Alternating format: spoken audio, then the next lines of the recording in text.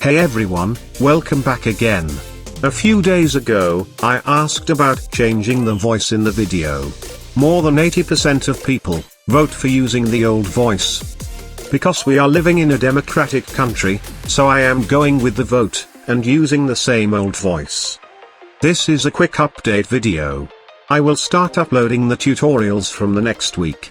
We will be focusing on creating 3D designs, using Adobe After Effects.